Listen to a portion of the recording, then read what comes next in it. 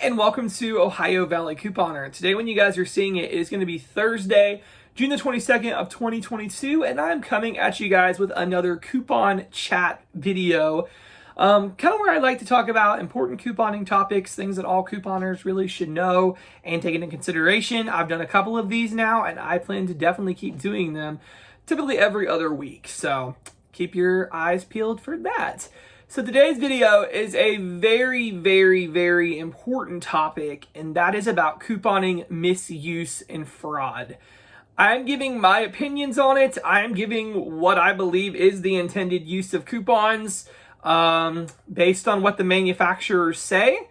I know that some of these things are controversial. Personally, I don't really see why they're controversial because, at least for me, I'm a pretty clear-cut kind of guy. So if the rules I want to know clearly what the rules are, and that's what I follow. I don't like to have a whole lot of gray areas, and I know in some areas of couponing there kind of are gray areas left up to interpretation. So, I do want to say that everybody is an adult here and you have the right to make your own decisions on couponing, but on my platform, I am going to tell you what I believe is the right way to coupon and what I don't think people should do. And so that is kind of what this video is going to be about today. And so I hope you will stick with me.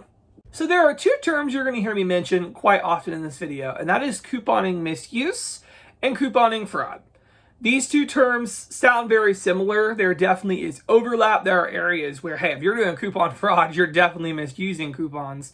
But there are kind of two different camps, I would say, where certain activities will land. Now, I want to make it clear, in my eyes, both categories are wrong. Both are wrong. Both I frown upon. However, there are different activities that aren't quite as bad as somebody outright committing fake coupons and coupon crazy misuse. I do think that, like I said, both of these categories, I don't encourage use of any of these categories. I think that you should steer clear of any of the activities I'm going to mention, but there are kind of two different uses. So category number one is couponing misuse.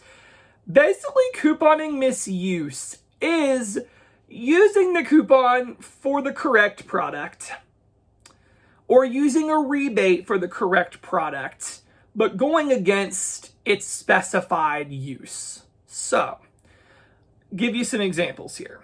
Let's say I got a coupon for $1 off of Advil pocket packs. It is valid for this size, 8 count. It's valid for the size. We're good to go. You're not misusing the coupon if you use the $1 off coupon on this 8 count because it says it includes the 8 count, okay? But let's say that coupon says limit 1 per household per day. Okay. And let's say I go in and use 3 of those coupons. Technically, if it says limit 1 and I'm using 3, I am going against the intended use on that coupon. If it says limit 1 and I'm using 3, that is going against the coupon's intended use. So that is a form of misusing the coupon. You are still using it on the correct product, which is great. That's huge. That's major that you're not taking a coupon and using it on the wrong product, which we'll talk about in a minute. However, the manufacturer does technically say limit 1. So in a way, you did use the coupon against the manufacturer's intended purpose. Are they going to find out and you're going to get in trouble for it? Likely not. You didn't misuse the coupon. The store is still going to get paid for it. The store's not losing out. You used the coupon on the right product.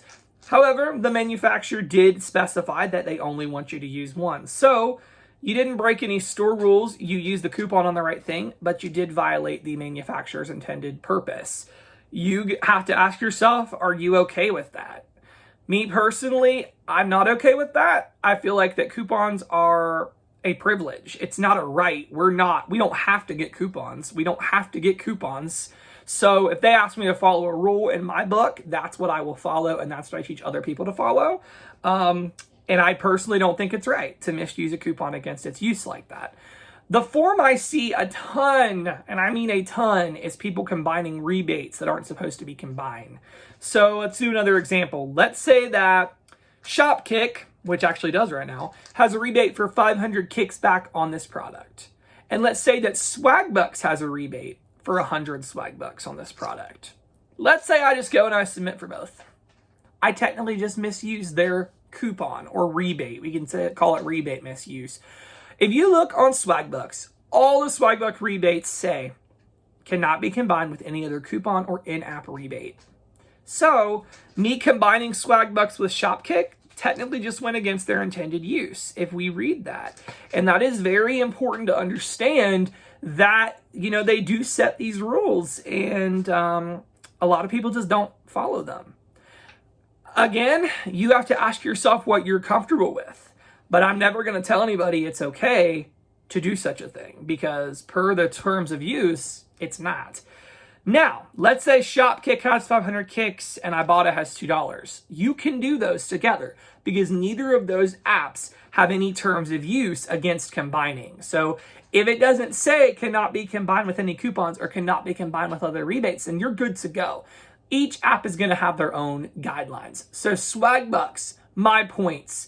Checkout 51. Did I already say Swagbucks? Those apps, Kroger Cashback, you're not allowed to use coupons with those apps. It specifically says no. You're not allowed to use rebates with Swagbucks or Checkout 51. You're not allowed. It says that on the rebates. So you just gotta do your homework and check. The rest of the apps, to my knowledge, have no restrictions against combining stuff. So you're good to go there. But technically, if you are combining a Swagbucks and a Fetch rebate or a Swagbucks and an Ibotta rebate, that is technically going against their terms of use. So the coupon misuse category, I feel it's clear. Other people feel that it's up to your own personal discretion and that you don't have to necessarily follow what they say. And again, you're an adult. You can make that decision yourself.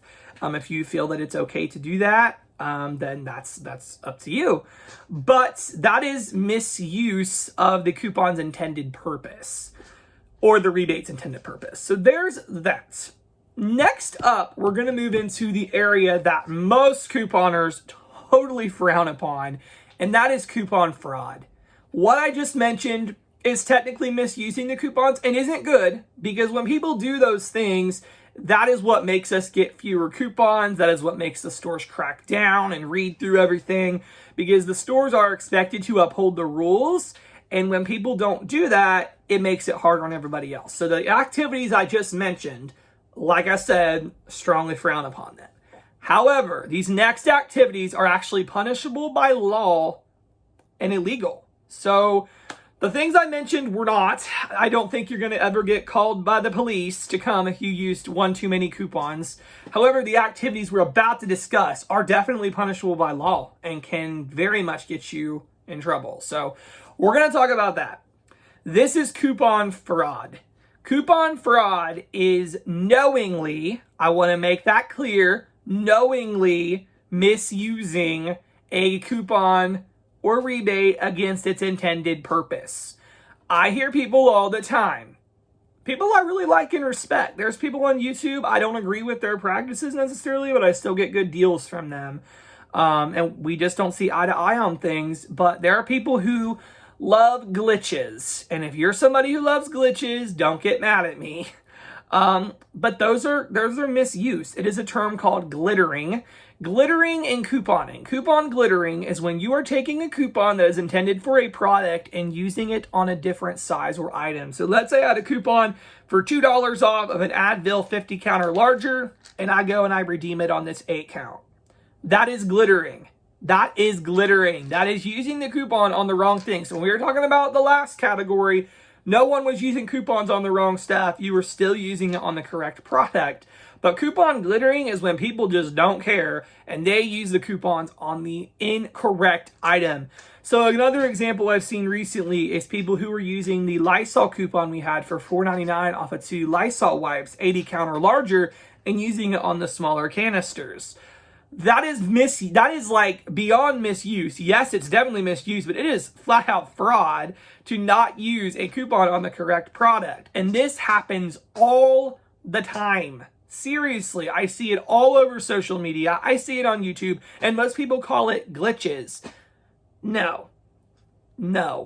I don't care if it's digital. I've heard a lot of people say if it's digital, it's out of my control. That's kind of true. But the key is knowingly and intentionally. If I knowingly clip a digital that's going to come off on the wrong thing. And I know that's going to happen. That kind of is on me, honestly. It's kind of the same as a paper coupon. If I hand in a paper coupon and just think, oh, well, it's not meant for this, it won't work, but it just happens to work accidentally, is that not misuse? And in my opinion, it's the same with digitals. If you clip a digital coupon and you know it's going to come off on the wrong thing, knowingly, that's the key, then that is fraud. If you accidentally have a coupon loaded, or even if you accidentally hand in a coupon for the wrong thing, we are all guilty of that. I've done it. I've accidentally handed in a coupon for the wrong variety, the wrong size. Accidents happen. And as couponers, that's going to happen. You're going to make mistakes. But when you're intentionally doing things like this, that's when it gets bad. Glittering happens all the time when people take the coupon that says a certain size and you go use it on the wrong thing. I've seen people use Rock Face Care coupons. This happens all the time. They learn how to decode these coupons and know exactly what it's going to work on. Rock Face Care, $3 off, and they go using it on little trial size Johnson's baby wash because they're the same brand. And it doesn't always work, but somehow these people figure out exactly what coupons will glitch and work on the wrong thing, and they go handing them in. And to kind of cover up the paper trail, they'll go to self-checkout and they'll scan their coupons, and before the cashier has to come approve them, they drop them in the slot so that the cashier can't fact check them. It's a really shady thing, and I very much strongly advise you guys not to do that. And the reality is there's a lot of people on social media promoting it. I had a woman I ran into at Dollar General once. They were doing the clearance event, and she saw me couponing, and she stopped me, and she was like, I'm trying to coupon. How are you doing this? I go up there and I try to use my coupons. She didn't say glittering, but she explained how she was using the coupons, like a chapstick coupon or using an Advil coupon on chapstick and trying to get overage, and they won't let her do it. And I said, they're not going to let you do it because that's not how you coupon. That's not right. And she's like, well, that's how they taught me on these Facebook groups. And that's the reality, is that if people don't speak up on these things, yes, I worry that some of you will be offended. But if I don't speak up on these things, then newbie couponers aren't going to know any better. They're not going to know any better. And so we have to speak up on these things. If you're taking a coupon and using it on the wrong product, that is fraud. It's fraud, plain and simple. Another major form of coupon fraud is taking printable coupons and photocopying them. Huge form of fraud. You cannot take your coupons and copy them. Even newspaper coupons, you can't do that either. You can't take your coupon and run it under a copying machine. That is not allowed. That is a form of fraud. You will get in trouble for it. It may not catch you quick, but they have punished people by law. There's another one, a huge one, is people making fake coupons. This is less likely for any of us, but it's happened, and there are people who have had multi-million-dollar coupon rings and are in jail right now, in prison, for years, because they took coupons and made fakes. You cannot do that. So you can't copy coupons, you can't make fake coupons, and you certainly can't use a coupon on the wrong item. How do I make sure I don't commit coupon fraud? Understand what the coupons mean and understand, or misuse, this goes for both, understand what the coupon means and know how to read a coupon. So let's say I have a coupon that says $1 off of any Suave lotion excludes trial travel. This Suave lotion, this is a 10-ounce lotion. This is not a trial size. This is in the regular lotion aisle. So you checked it, excludes trial size. This is not trial size. It doesn't say trial or travel size anywhere on it. It's not in the trial section. You're good to go. The coupon says limit 1 coupon per purchase, limited 2 light coupons per shopping trip. So how do you know what to do? 1 coupon per purchase simply means you can only use 1 coupon per item you're purchasing. It's not a limit of 1 for your entire purchase. It just means I can't take 2 $1 Suave coupons and use it on the same one product. You can only have 1 coupon per item purchased. Limit 2 light coupons. What that means is I can only use 2 alike coupons in a trip. I can't use more than 2 of the same coupons. If I'm buying 3 Suave lotions, I can only use 2 coupons because I'm capped out at 2. So read the coupons, understand what the limits are and the rules are. Make sure it's on the right size. And after that, make sure you're using the right limit. And beyond that, you're good to go.